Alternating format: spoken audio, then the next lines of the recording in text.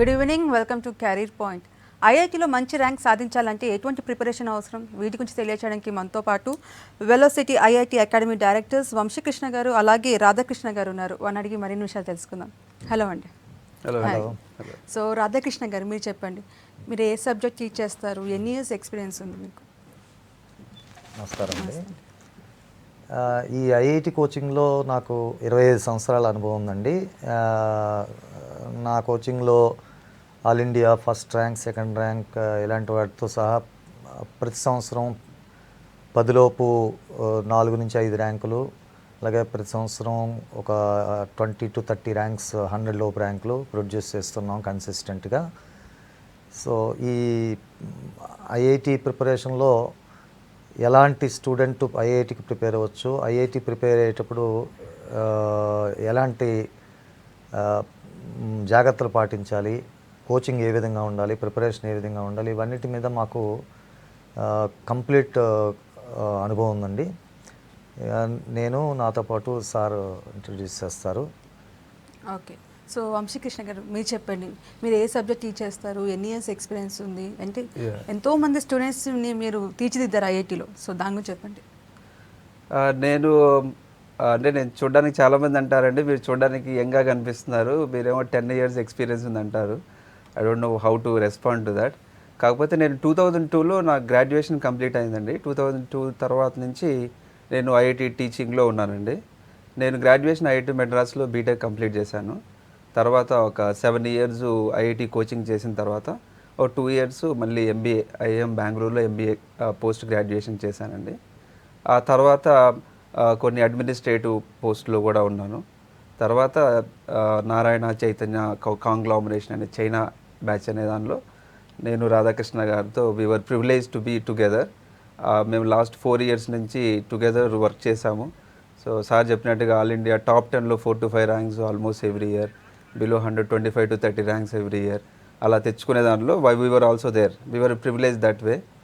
God has given that opportunity for us to be able to interact with such a talented bunch of students. So మాతో పాటు ఇంకా Lawrence గారని ఉన్నారండి, another founder director. He is chemistry PhD from IIT Delhi. CBSE curriculum డిజైనింగ్లో చాలా ఎక్స్టెన్సివ్గా work చేస్తున్నారు. He's got a vast experimental knowledge. He's one of the founder director and he was also with that for the 4 years ఈ rank produce చేసిన బ్యాచ్లో ఉన్నారండి. So we were together and we are here.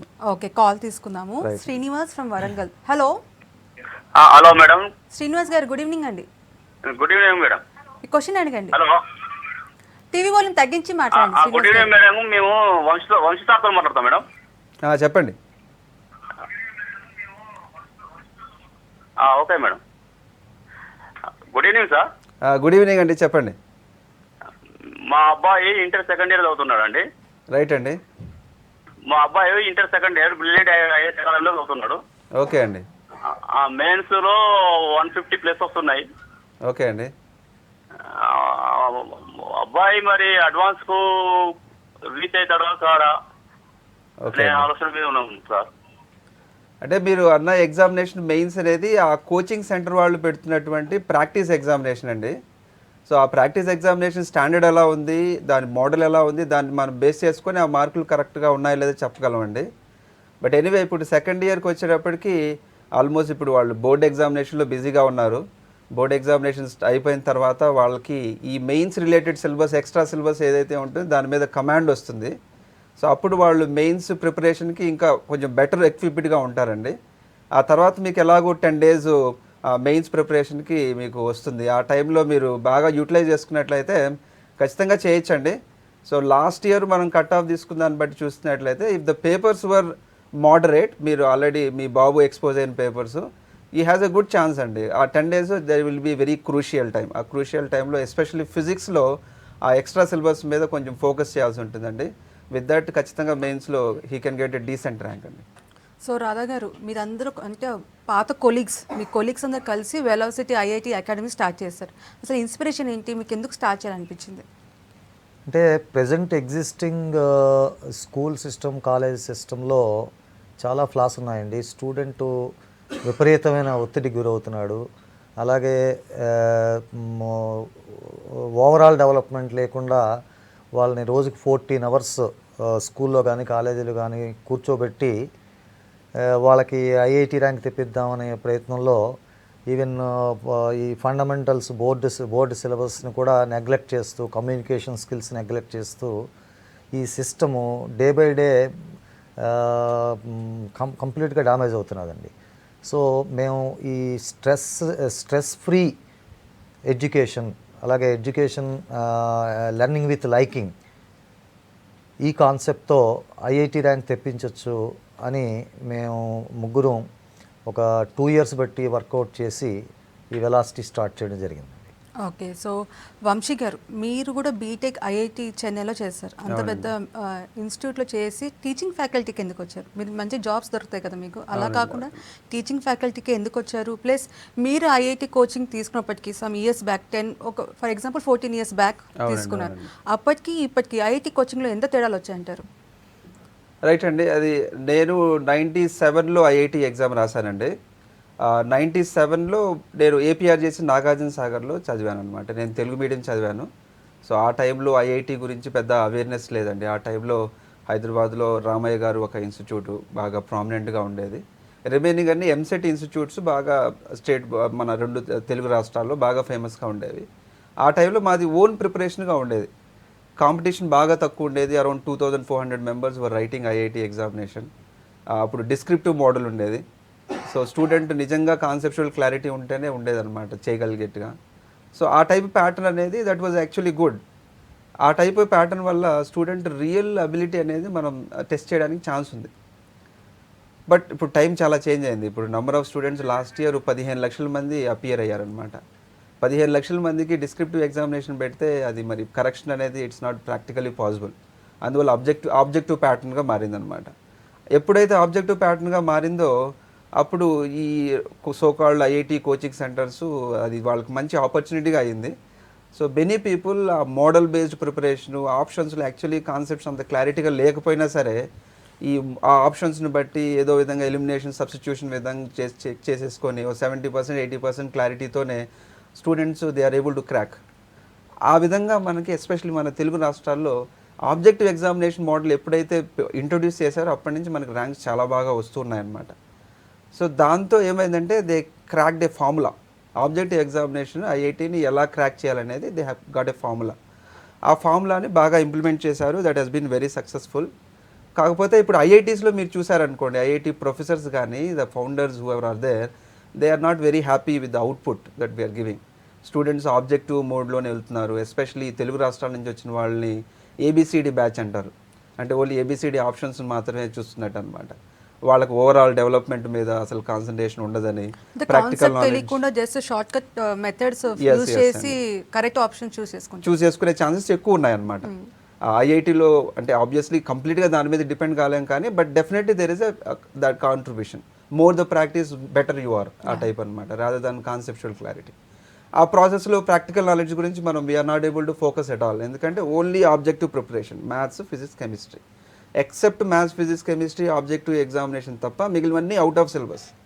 Practicals out of syllabus, language out of syllabus, moral values అనేది actually స్కూల్లో చాలా స్ట్రిక్ట్గా introduce చేయాల్సి ఉంటుంది. They are all out of syllabus now. So దానివల్ల ఏమవుతుందంటే స్టూడెంట్స్ ఒక మెకానికల్గా they are going like they don't have leadership qualities. They have to be guided clearly. నువ్వు ఇది చేయాలి డే వైజ్ నీకు ఒక ప్లాన్ ఇవ్వాలన్నమాట. ఆ ప్లాన్ని మాత్రం ఇంప్లిమెంట్ చేయగలరు. So when they go into IIT they are facing lot of problems there. ఒక స్టూడెంట్, మన student all India 5th rank సంపాదించిన ఒక స్టూడెంట్, when we were talking to him, మీ సజెషన్స్ ఏమైనా ఇవ్వండి మా ప్రోగ్రామ్ ఇంప్లిమెంట్ చేసుకోవడంలో ఏమైనా అప్గ్రేడేషన్ కోసం అని అడిగితే, సార్ నేను ఒక 700 ర్యాంకర్ 800 ర్యాంకర్ని ఐఐటీస్తో వచ్చిన వాళ్ళని, అదర్ స్టేట్స్ నుంచి వచ్చిన వాళ్ళని చూస్తే మేము బ్యాక్వర్డ్గా ఫీల్ అవుతున్నాము.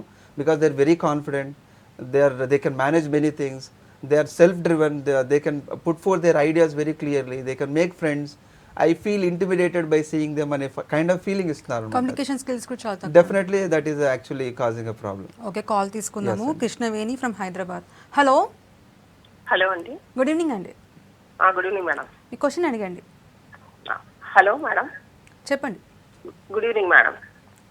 గుడ్ ఈవినింగ్ అండి, మీ నేను క్వశ్చన్ వంశీ గారితో అడగండి. మాట్లాడదాం అనుకుంటున్నాను మేడం నేను. మాట్లాడండి వంశీ గారితో. వంశీ సార్, మా బాబు ఇప్పుడు 10th క్లాస్ అండి. చెప్పండి. అదే మీ దాంట్లో చేద్దాము అనుకుంటున్నాము మేము. రైట్ అండి. ఎలా ఉంటుంది కాలేజీ, కొత్త కాలేజీ కదా అని అందరు అంటున్నారు, ఎలా ఉంటుంది మీకు ప్రోగ్రెస్? అదే అండి, ఇప్పుడు మీరు 10th క్లాస్ అయిపోయి ఇప్పుడు బాబు ఇంటర్మీడియట్కి వస్తున్నాడండి? అవునండి. రైట్ అండి. సో ఇప్పుడు అంటే ఇది జనరల్గా పేరెంట్స్ కొత్త కాలేజ్ వచ్చినప్పుడు ఖచ్చితంగా అందరికీ ఉండేటువంటి అప్రహెన్షన్ అండి, దట్ వీ కెన్ అండర్స్టాండ్. కాకపోతే అండి ఇప్పుడు మీరు చూసినట్లయితే కాలేజ్ పేరు కొత్తదే, కానీ కాలేజీలో ఉన్నటువంటి డైరెక్టర్స్ కానీ ఆ డైరెక్టర్స్తో పాటు అసోసియేట్ అయినటువంటి నియర్లీ 40 మెంబర్స్ సీనియర్ ఫ్యాకల్టీ ఎవరు కూడా కొత్త వాళ్ళు కాదండి. They have been well versed with the idea of the training to the students, training students into IIT అనేదండి. సో మాకున్నటువంటి ఎక్స్పీరియన్స్ కానీ మీరు చూసినట్లయితే ఐ థింక్ ఆ పేరెంట్ నేను గుర్తుపట్టగలను ఆ వాయిస్ని బట్టి. She was a student of వాళ్ళ డాటర్ మా స్టూడెంట్. ఎనివే, సో మాకున్నటువంటి experience I think you can understand అండి. అండ్ ఇంకొక విధంగా మీరు ఆలోచించినట్లయితే we have come out with one ideology, lot of ప్యాషన్తో మా ఐడియాలజీని మేము ఇంప్లిమెంట్ చేయడానికి కోసం ముందుకు వచ్చామన్నమాట. అండ్ దట్టు ఇప్పుడు మనం ఫస్ట్ బ్యాచ్ కాబట్టి మేము మా హార్ట్ అండ్ సోల్ పెట్టి we want to do that the best possible way. కాబట్టి ఆ విధంగా చూసుకున్నట్లయితే మీకు మా ఆప్షన్ అనేది సేఫెస్ట్ ఆప్షన్ అవుతుందండి, even though it is new as an outlet. Because of the philosophy, ideology, established roots that we have, ఖచ్చితంగా it will be a better option అండి మీకు. ఓకే, నెక్స్ట్ కాల్ తీసుకుందాం. Bhaskar from Hyderabad. Hello. Hello, నమస్తే అండి. నమస్తే madam. అడగండి, మీ question అడగండి ఐఐటికి సంబంధించి. మా పాప ఇప్పుడు 7th క్లాస్ అయిపోతుంది. ఓకే. 8th క్లాస్కి వస్తుందండి. ఓకే. అయితే అక్కడ ఇప్పుడు 8th క్లాస్లో జాయిన్ చేయడానికి అవకాశం ఉందా అండి మీ దగ్గర? అట్లనే ఇంకొకటి ఏంటంటే నా సెకండ్ క్వశ్చన్, ఇంగ్లీషు బాగా రావడానికి అంటే ఒట్టి ఐఐటి మీదనే ఫోకసింగ్ చేస్తారా మీరు, ఇంగ్లీష్ సబ్జెక్ట్ మీద కూడా ఫోకసింగ్ చేస్తారా అన్నది నా ఇది అండి, క్లారిటీ కోసం. Okay. So is asking about the schools, అంటే స్కూల్ 8th క్లాస్ నుంచి ఐఐటి కోచింగ్ తీసుకోవచ్చా అనేసి ఫస్ట్ క్వశ్చన్, ప్లస్ ఇంగ్లీష్ మీద కూడా కాన్సన్ట్రేట్ చేస్తారా అనేసి అడుగుతున్నారు. మాకు 6th నుంచి 10th వరకు కూడా స్కూల్ క్లాసెస్ కూడా మేము స్టార్ట్ చేస్తున్నామండి. అయితే మా స్కూల్లో ఉన్న స్పెషాలిటీ ఏంటంటే ఇప్పుడు present it is unlike the existing school system. Existing school సిస్టంలో ఇప్పుడు ఉన్నది ఏంటంటే 8th క్లాస్ నుంచో 6th క్లాస్ నుంచో ఈ 11th class 10th class 11th class 12th class అంటే మేము ఇప్పుడు ఐఐటికి బోధించేది ఏది ఉంటుందో అది వాళ్ళకి బోర్డు సిలబస్ని పక్కన పెట్టి రిమైనింగ్ అన్ని థింగ్స్ పక్కన పెట్టి 6th నుంచి కూడా ఐఐటి సిలబస్ టీచ్ చేయడం, దాన్ని 2-3 సార్లు 11th వచ్చేసరికి బాగా ప్రాక్టీస్ అయ్యి ఉంటుంది, దానివల్ల ఐఐటీలో సీట్ వచ్చేస్తుందని ఒక అపోహ క్రియేట్ చేస్తున్నారు ప్రజెంట్ ఎగ్జిస్టింగ్ స్కూల్స్లో. అయితే మేము మా స్కూల్స్లో ఫాలో అయ్యేది ఏంటంటే 8th క్లాస్లో 8th క్లాస్ సిలబస్ చెప్తాం. ఈ ఐఐటికి రిలేటెడ్ టాపిక్స్ ఉంటాయి, వాటికి ఎంతవరకు మనం ఎక్స్ట్రా మనం వెళ్ళగలమో, ఎంతవరకు ఆ ఏజ్లో వాళ్ళు డైజెస్ట్ చేసుకోగలరో అంతవరకు మేము ఎక్స్ట్రా ఇన్పుట్స్ ఇస్తాము. దాంతోపాటు ముఖ్యంగా మేము కాన్సన్ట్రేట్ చేసేది వాళ్ళకి ఓవరాల్ డెవలప్మెంట్ అండి, క్రియేటివ్ థింకింగ్. అంటే ఒక క్వశ్చన్ని ఎన్ని రకాలుగా తిప్పించినా సరే దాన్ని సాల్వ్ చేసేటట్టుగా, ఆన్సర్ చేసేటట్టుగా ఆ స్కిల్స్ని వాళ్ళకి ఇస్తే అది సిలబస్ ఏది చదివినా సరే అందులో ఆ థింకింగ్ అనేది ఉంటే ఐఐటి సీట్ తప్పనిసరిగా వస్తుంది. ఇప్పుడు మీరు అడిగినట్టుగా ఇంగ్లీష్ కమ్యూనికేషన్ స్కిల్స్ విషయంలో మేము చాలా జాగ్రత్తలు తీసుకుంటున్నాం. ఈ మామూలుగా ఇప్పుడు ఎగ్జిస్టింగ్ స్కూల్స్లో 90% స్కూల్స్లో ఇంగ్లీష్ టీచర్స్ అంటే అసలు వాళ్ళ యాక్సెంటే ఒక ఇంగ్లీష్ టీచర్ యాక్సెంట్లా ఉండదు, ఆ విధంగా ఉంటుంది. బట్ మా స్కూల్స్లో మాత్రం ఇంటర్నేషనల్ స్కూల్ స్టాండర్డ్ ఇంగ్లీష్ టీచర్స్ని మేము ప్రొవైడ్ చేస్తున్నాం. సో ఎందుకంటే మీరు వీళ్ళందరూ ఐఐటిలో జాయిన్ అయినా లేకపోతే ఎక్కడ జాయిన్ అయినా సరే వాళ్ళు కమ్యూనికేషన్లో స్ట్రాంగ్గా ఉంటేనే ఈ గ్రూప్ డిస్కషన్స్లో కానీ లేకపోతే క్యాంపస్ ఇంటర్వ్యూస్లో కానీ సక్సెస్ఫుల్గా లీడర్స్గా ఉంటారండి. ఓకే, నెక్స్ట్ కాల్ తీసుకుందాము. హలో. హలో అమ్మా. నమస్తే అండి. నమస్తే. మీ క్వశ్చన్ అడగండి. హలో. టీవీ వాళ్ళని తగ్గించి మాట్లాడండి.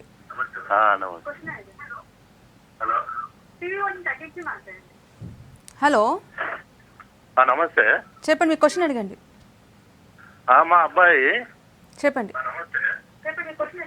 నమస్తే సార్. నమస్తే అండి. అయితే మేము కరీంనగర్ డిస్ట్రిక్ట్ సిరిసిల్ల నుంచి మాట్లాడుతాం సార్. చెప్పండి.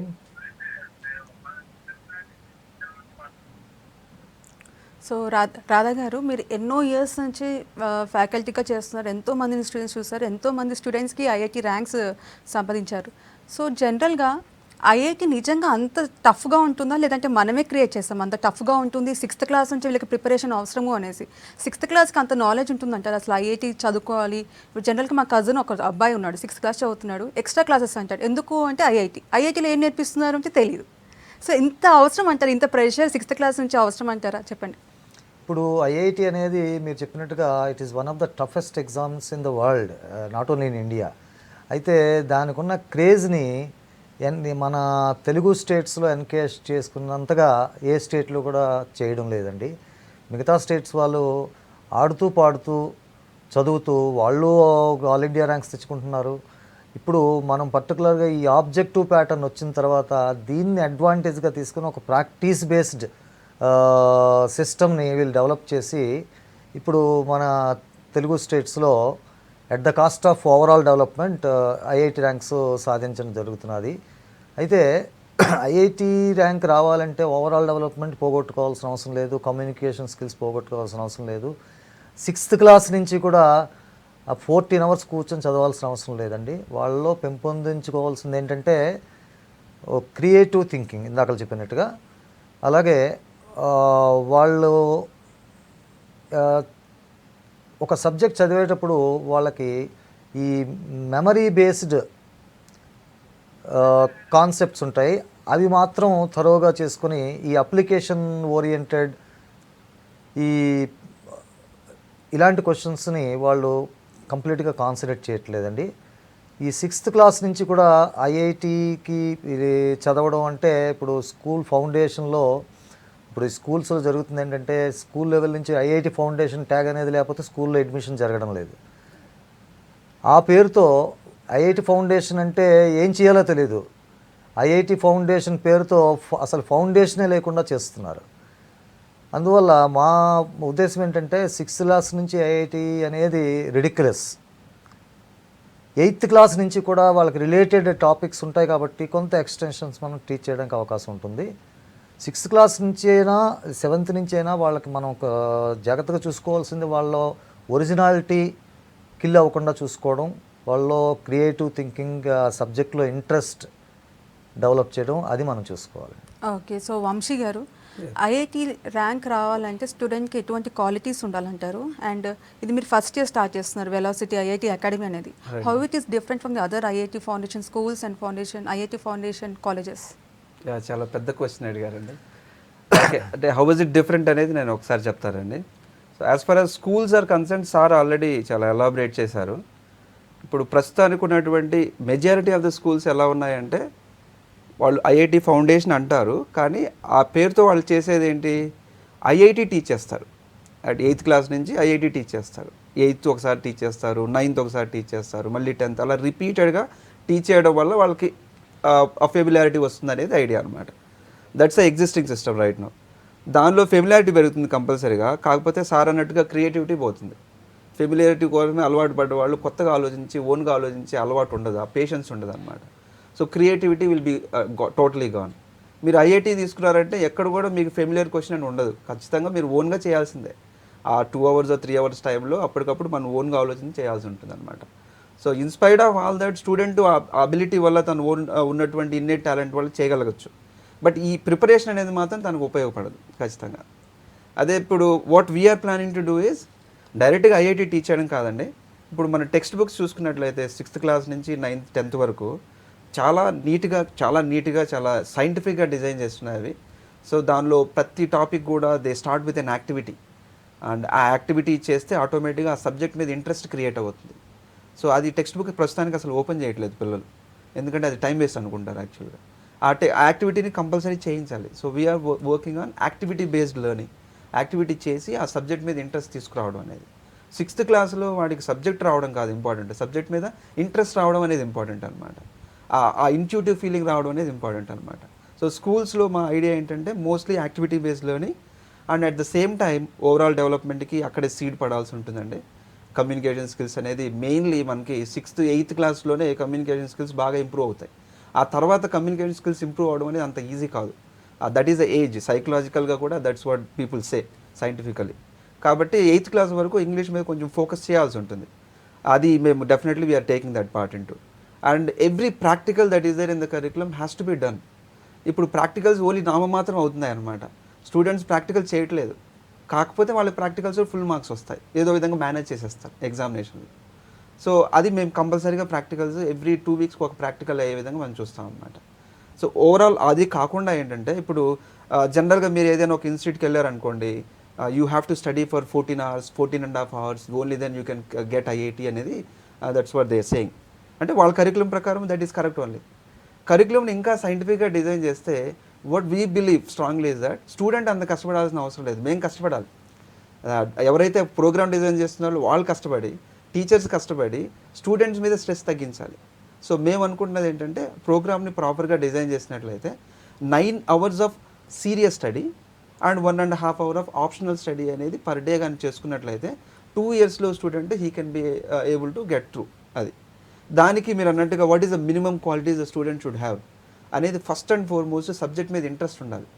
సబ్జెక్ట్ మీద ఇంట్రెస్ట్ కాకుండా భయం ఉన్నది అనుకోండి, రైట్ నో సిస్టమ్ అది అవుతుంది అనమాట. భయం ఉంది, అమ్మో మార్కులు రాకపోతే ఎలాగా, ప్రతిదాన్ని భయపడుతూ చూస్తారనమాట, లేదా దాని లైకింగ్ అనేది. సో ఫస్ట్ ఇంట్రెస్ట్ ఉండాలండి. ఆ ఇంట్రెస్ట్ ఎక్కడి నుంచి వస్తుందంటే టీచర్ నుంచి వస్తుంది. టీచర్ నుంచి ఎలా వస్తుంది? టీచరు ప్యాషనేట్గా టీచ్ చేసినప్పుడు అది వస్తుంది అనమాట. టీచర్ ప్యాషనేట్గా టీచ్ చేయాలంటే కరికులం దాన్ని అలౌ చేయాలి. కరికులం టైట్గా పెట్టేసి 1 yearలో 2 years సిలబస్ కంప్లీట్ చేయడం అంటే that is not possible. So కరికులంని ప్రాపర్గా we have designed it and we are taking the technology help also. We have designed very nice software. ఆ సాఫ్ట్వేర్ నుంచి స్టూడెంట్ ప్రాబ్లమ్ స్టూడెంట్ చెప్పాల్సిన అవసరం లేదు, స్టూడెంట్ ప్రాబ్లమ్ మనకు ఆటోమేటిక్గా తెలిసిపోతుంది. ఆ సాఫ్ట్వేర్ని ఉపయోగించి ఆన్లైన్ టెస్ట్లు ఎప్పుడైతే కండక్ట్ చేస్తామో we have a complete analysis of the software that weaknesses and strengths. దాన్ని బట్టి తన పర్సనల్ అటెన్షన్ మనం ఇస్తామండి. సో వీటన్నిటిని మనం చేయడానికి వీ హీన్ వర్కింగ్, సార్ చెప్పినట్టుగా 2 years నుంచి we been planning on it. So we have a strong believe మన దగ్గర స్టూడెంట్ కానీ ఒకవేళ జాయిన్ అయితే 2 years కానీ తను డెడికేషన్ చేసినట్లయితే నేషనల్ లెవెల్ ఇంజనీరింగ్ కాలేజెస్లో ఖచ్చితంగా సీట్ అనేది వచ్చే chances very highly possible. First అటెంప్ట్లోనే వచ్చే ఛాన్సెస్. ఓకే. సో రాధా గారు, జనరల్గా తెలుగు మీడియం స్టూడెంట్స్ జాయిన్ అవుతూ ఉంటారు ఇంటర్మీడియట్లో. సో వాళ్ళు కొంచెం అంటే కాన్ఫిడెన్స్ తక్కువ ఉంటుంది, కొంచెం అడ్జస్ట్ అవ్వడానికి కొంచెం టైం పడుతుంది. సో తెలుగు మీడియం నుంచి వచ్చే స్టూడెంట్స్కి మీరు ఎటువంటి స్పెషల్ కేర్ తీసుకుంటారు? బేసికల్గా ఇప్పుడు మా ముగ్గురు డైరెక్టర్స్లో మేమిద్దరం కూడా తెలుగు మీడియం నుంచి వచ్చాం. So we are the top most teachers in India teaching mathematics and physics. So ఈ తెలుగు మీడియం నుంచి వచ్చిన స్టూడెంట్స్ పడే ఇబ్బందులు ఏవో కూడా మాకు కంప్లీట్గా తెలుసు. సో అందులో వాళ్ళకి కావాల్సింది ఏంటంటే పట్టుదల. ఐఐటి తెచ్చుకోగలనే ఒక కాన్ఫిడెన్స్, పట్టుదల ఉంటే ఆ ఇంట్రెస్ట్ క్రియేట్ చేయడం అండ్ ఆ ఉండే వాళ్ళలో కొంచెం బెరుకుదనం ఉంటుంది. అది పోగొట్టడంలో మా టీచర్స్ డెఫినెట్గా హెల్ప్ చేస్తారు. అది వన్స్ ఒక 15 days to 20 daysలో ఆ బెరుగుదనం మనం పోగొట్టామంటే డెఫినెట్గా వాళ్ళు మిగతా వాళ్ళతో కూడా పోటీ పడతారు. నాకు తెలిసి నేను కోచింగ్ ఇచ్చిన చాలామంది టాప్ ర్యాంక్స్ సాధించడంతో పాటు ఇప్పుడు చాలా పెద్ద పెద్ద పొజిషన్స్లో సివిల్ సర్వీసెస్లో కూడా సర్వ్ చేస్తున్నారండి. సో తెలుగు మీడియం అనేది అది ఒక ఇన్ఫీరియారిటీకి సింబల్ అని మాత్రం ఏ స్టూడెంట్ అనుకోకూడదు. అలా అనుకుంటే ఇంకా ఐఐటి లాంటి కాంపిటేటివ్ ఎగ్జామ్స్లో అదే మెయిన్ హెడ్ల్ అవుతుంది. ఓకే. సో ఓవరాల్గా ప్రెషర్ లేకుండా కోచింగ్ తీసుకుంటే ఐఐటీలో ర్యాంక్ తెచ్చుకోవడం చాలా ఈజీ అని చెప్తున్నారు. థ్యాంక్ యూ సో మచ్ అండి. Thank you. That's all for today's career point. Keep watching V6 News.